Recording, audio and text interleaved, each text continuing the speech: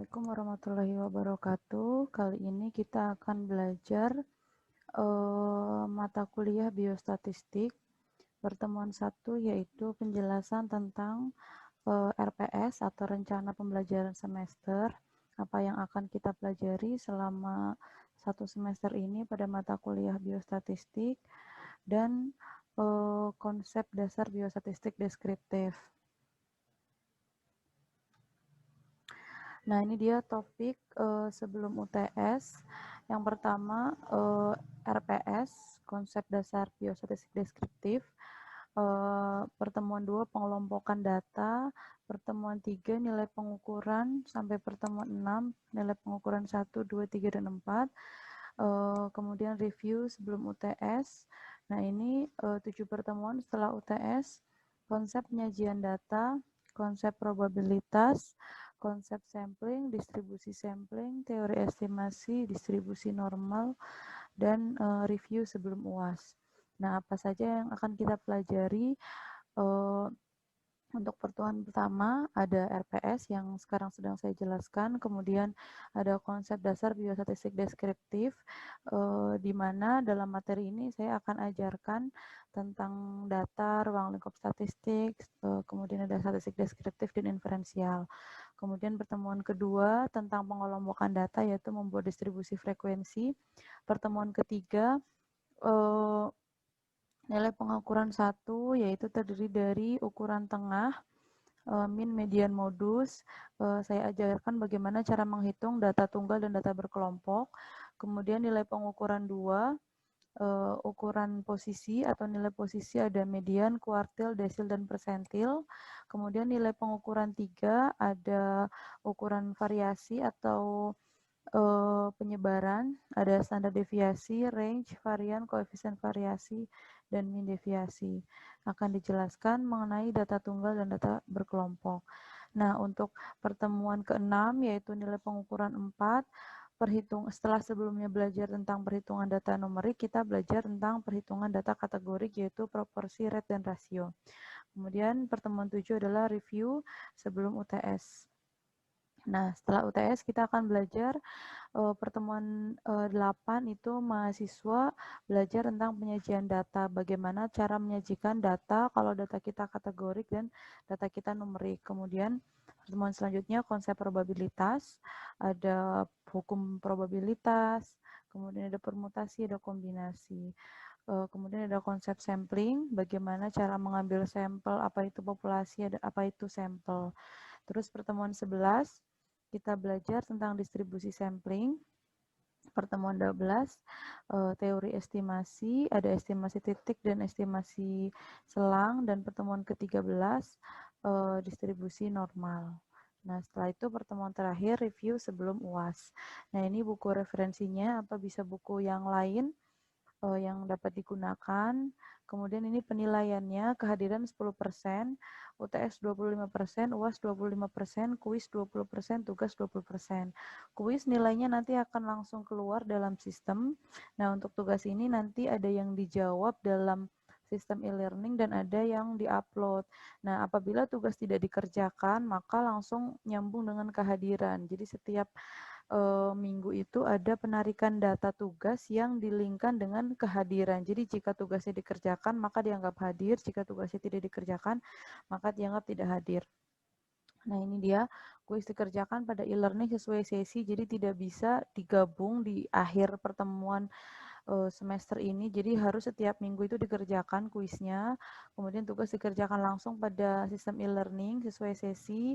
Tugas yang tidak dikerjakan menyebabkan absen menjadi dianggap tidak hadir. Isi forumnya boleh tentang pertanyaan atau kalau nggak bertanya, silahkan ucapkan kalimat terima kasih atau salam. Kemudian modul dan video dipahami sebelum mengerjakan kuis dan tugas, karena kalau nggak dipahami nanti nggak bisa mengerjakan. Nah, ini sekarang saya akan ajarkan tentang konsep dasar biostatistik deskriptif. Nah, kalau belajar tentang mata kuliah statistik, pasti kita akan berkaitan dengan angka, data, dan informasi. Nah, informasi itu merupakan kumpulan dari berbagai data.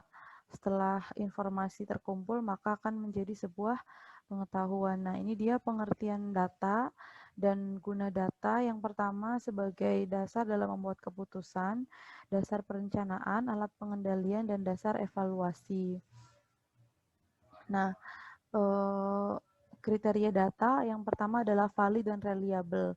Jadi kalau valid itu pastikan datanya tepat, benar dulu. Kalau reliable, konsisten, diukur berulang-ulang, itu tetap sama hasilnya. Nah, ini kriteria data yang baik itu ada objektif, representatif, kesalahannya kecil, tepat waktu, dan relevan. Nah, jenis data menurut sifatnya ada kualitatif, ada kuantitatif. Kalau kualitatif itu biasanya tidak berbentuk angka, kemudian sampelnya sedikit, dan cara mendapatkan datanya bisa menggunakan wawancara mendalam, focus group discussion gitu. Jadi kita hanya butuh informan. Tapi kalau kuantitatif dalam bentuk angka, biasanya sampelnya banyak. Kita butuh wawancara banyak orang, kita harus print kuesioner atau angket. Nah, itu kuantitatif. Kemudian ada data diskrit dan data kontinum. Kalau data diskrit itu data yang selalu memiliki bilangan bulat atau tidak pecahan. Contohnya, misalnya saya mau mengajak salah satu mahasiswa untuk lomba statistik. Pasti saya bilang, tolong yang ikut lomba statistik 1 atau 2 orang atau 3 orang, nggak mungkin 1,5 orang atau 1,75 orang. Nah, itu contohnya data diskrit, bilangan bulat, tidak ada komanya. Kemudian kalau kontinum, data yang memiliki nilai sembarang baik bulat atau pecah, misalnya tinggi badannya 167,40, berat badan 50,05, jadi ada pecahannya. Nah, ini tadi ada kuanti dan kuali sudah dijelaskan. Menurut sumber itu ada internal, internal dari dalam, eksternal dari luar. Kemudian menurut cara memperoleh itu ada primer, sekunder. Menurut waktu pengumpulannya ada time series, ada cross section. Nah, yang primer itu bagaimana? Primer itu informasi yang dikumpulkan dari tangan pertama atau first hand. Jadi misalnya kalian mau turun lapangan penelitian, itu kuesionernya bikin sendiri, yang turun lapangan sendiri. Nah, itu artinya datanya data primer. Tapi kalau sekunder, informasi yang diperoleh dari publikasi yang telah dilakukan oleh pihak lain. Jadi misalnya kita mau ngambil dari rekam medis, itu contoh untuk data sekunder. Nah, ini kalau misalnya data primer, kita harus observasi, wawancara, atau bisa melakukan kuesioner.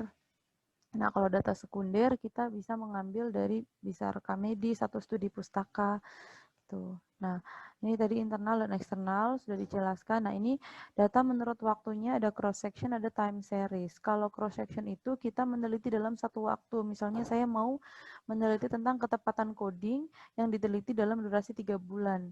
Berarti itu adalah cross section. Tapi kalau time series itu ada durasi waktunya. Misalnya saya meneliti faktor apa yang menyebabkan kematian ibu pada saat melahirkan. Berarti saya menunggu dari ibunya hamil sampai melahirkan gitu. Jadi saya tungguin itu namanya data time series. Nah, ini dia definisi statistik berasal dari bahasa Latin. Status artinya negara, berkaitan dengan penyajian data. Jadi kalau menurut undang-undang, keterangan berupa angka-angka yang memberikan gambaran yang wajar dari seluruh ciri-ciri kegiatan dan keadaan masyarakat Indonesia. Ini arti statistik dalam arti sempit dan dalam arti luas. Nah, ini peran statistik. Kemudian ruang lingkup statistik itu ada statistik deskriptif dan inferensial. Nah, ini kalau kalian D3 itu fokus di statistik deskriptif. Kalau kalian S1 atau S2 itu statistik inferensial. Jadi maksudnya bagaimana? Kalau deskriptif itu kita hanya menggambarkan hal yang kita teliti. Contohnya kita bisa tahu rata-rata, kita bisa tahu median, kita bisa tahu persentase. Jadi kita tidak perlu melakukan uji hipotesis seperti statistik inferensial. Kalau statistik inferensial contohnya apa sih yang menyebabkan ketepatan coding tidak tepat di rumah sakit itu? Oh, ternyata karena latar belakang pendidikan codernya itu bukan orang rekam medis. Berarti faktor yang menyebabkan coding tidak tepat adalah lulusannya bukan rekam medis. Berarti itu ada pengujian hipotesis. Ada 2 variabel yang kita hubungkan. Biasanya ada uji korelasi, uji regresi, uji ANOVA, uji chi-square, dan lain-lain. Tapi kalau statistik deskriptif, kita belajar tentang mean, median, modus, kuartil, desil, persentil, kemudian standar deviasi, mean deviasi gitu. Nah, ini dia. Tadi kalau deskriptif itu ada ukuran tengah, ukuran posisi, ukuran variasi atau penyebaran. Kalau inferensial itu parametrik dan non-parametrik. Ini dua ini selalu menggunakan uji hipotesis. Nah, sekarang kita berpindah ke skala pengukuran. Skala pengukuran ada numerik, ada kategorik. Kalau yang numerik itu yang angka-angka, kalau kategorik yang bukan angka. Nah, kalau numerik itu ada interval dan rasio, kalau kategorik itu ada nominal dan ordinal. Jadi kalau saya bikin tangga, yang paling rendah itu adalah nominal, kemudian ordinal, kemudian interval, kemudian rasio. Jadi skala yang paling rendah itu adalah nominal, skala yang paling tinggi adalah rasio. Maksudnya bagaimana? Nah, sekarang saya jelaskan yang paling rendah dulu, skala nominal. Nominal itu skala yang digunakan hanya untuk membedakan suatu ukuran dari ukuran yang lain tanpa memberi atribut lebih besar atau lebih kecil. Jadi di sini skala nominal itu tadi saya jelaskan bahwa nominal itu data kategorik, berarti angka. Artinya tidak ada satuan. Kalau numerik itu ada satuan, contohnya berat badan, satuannya kilogram, tinggi badan, satuannya sentimeter. Kalau kategorik berarti yang nggak ada satuan. Nah, nominal ini setara. Misalnya contohnya agama. Jadi agama ini data kategorik yang skalanya nominal. Contohnya agama satu tidak lebih baik atau tidak lebih bagus dari agama yang lain. Jadi agama itu setara. Contoh yang lain adalah jenis kelamin. Laki-laki setara dengan perempuan. Contoh yang lain adalah golongan darah. Golongan darah O sama dengan golongan darah A, B, dan lainnya. Nah, sekarang ke skala yang naik ke atas lagi itu ada ordinal. Ordinal itu masih dalam skala kategori, yaitu data yang tidak memiliki satuan. Ini skala ordinal adalah skala yang dipakai untuk membedakan urutan atau tingkatan data yang berjenjang atau berbentuk peringkat. Jadi di sini contohnya pendidikan. Jelas ya, kalau pendidikan SD itu lebih rendah daripada SMP, SMP lebih rendah daripada SMA, SMA lebih rendah daripada perguruan tinggi. Jadi karena ada tingkatan, terlihat kalau pendidikan SD misalnya dari usia, dari pemahaman, apa aja yang dipelajari masih terbatas dibanding SMP dan seterusnya. Contoh lain di rumah sakit misalnya adalah kelas perawatan. Orang yang dirawat di VVIP itu berbeda dengan VIP, berbeda dengan kelas utama, berbeda dengan kelas 1, 2, dan kelas bangsal. Dilihat dari biaya, dilihat dari ukuran ruangan, dilihat dari fasilitas, itu semuanya berbeda. Itu ya contoh untuk skala ordinal. Kemudian naik ke skala selanjutnya yaitu skala interval, yaitu data yang jaraknya sama tapi tidak punya nol absolut. Maksudnya tidak punya nol absolut itu artinya dia mempunyai wujud. Contohnya adalah suhu. Suhu itu ada 0 derajat Celcius, berarti dia tidak punya nol absolut mutlak tapi artinya mempunyai wujud. Ya, misalnya saya mau meneliti tentang kecepatan sebuah motor. Motor itu ada sebuah alat ukurnya, yaitu speedometer. Dia punya 0 km per jam pada saat motornya berhenti. Berarti dia skalanya interval karena mempunyai wujud 0. Itu tidak mempunyai wujud itu. Tidak mempunyai nol absolut itu artinya mempunyai wujud nolnya. Nah, kalau skala rasio, jenis skala yang tertinggi. Jadi dia ada di tangga teratas, di mana skala ini memiliki ciri-ciri skala interval ditambah dengan memiliki nilai nol absolut. Jadi dia punya tidak punya wujudnya. Punya nol absolut artinya tidak punya wujudnya. Misalnya panjang atau tinggi badan. Orang tingginya 0 cm itu nggak ada, artinya dia skalanya rasio. Mempunyai nol absolut artinya tidak ada wujud 0 cm-nya itu nggak ada. Gitu. Nah, kenapa tertinggi? Karena skala interval dan rasio ini bisa menjadi skala nominal ordinal, tangga bawah, tapi skala di tangga terbawah nominal ordinal itu tidak bisa naik ke atas. Contohnya, saya punya berat badan. Berat badannya masih dalam bentuk kilogram. Saya ubah menjadi dikategorikan menjadi gemuk, kurus, dan sedang, itu berarti menjadi skalanya nominal dan ordinal gitu. Jadi dari tangga atas bisa ke bawah, tapi tangga bawah nggak bisa ke atas. Nah, demikian yang dapat saya sampaikan. Terima kasih. Assalamualaikum warahmatullahi wabarakatuh.